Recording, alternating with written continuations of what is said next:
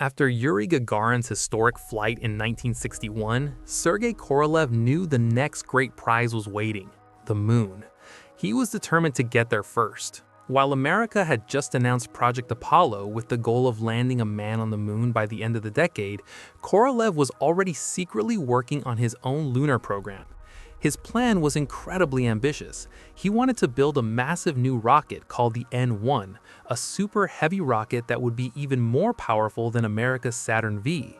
This rocket would carry a Soviet spacecraft with cosmonauts all the way to the moon. But there were huge problems from the very beginning. First, Korolev had powerful rivals inside the Soviet system. Other chief designers, especially Valentin Glushko, strongly opposed his plans. Glushko refused to build the giant engines Korolev needed, forcing him to use many smaller engines instead. This made the N-1 extremely complex and risky. Second, Korolev was exhausted. Years of overwork, combined with the old injuries from the Gulag, were taking a heavy toll on his health. He suffered from heart problems and constant pain, yet he refused to slow down. Despite all the difficulties, Korolev pushed forward with incredible determination. He worked 16 to 18 hours a day, personally overseeing every detail of the N-1 rocket and the new Soyuz spacecraft.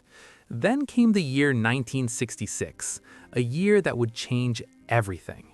On January 14, 1966, Sergei Korolev entered the hospital for what was supposed to be a routine surgery to remove polyps from his throat.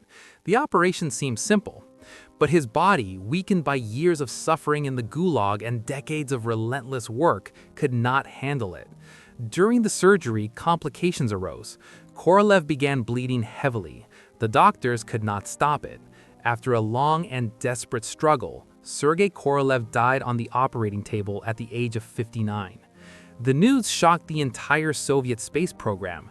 When his identity was finally revealed to the public, millions of Soviet citizens were stunned. The mysterious chief designer they had heard about for years was gone. His death was a devastating blow. Without Korolev's leadership, vision, and iron will, the Soviet lunar program began to fall apart.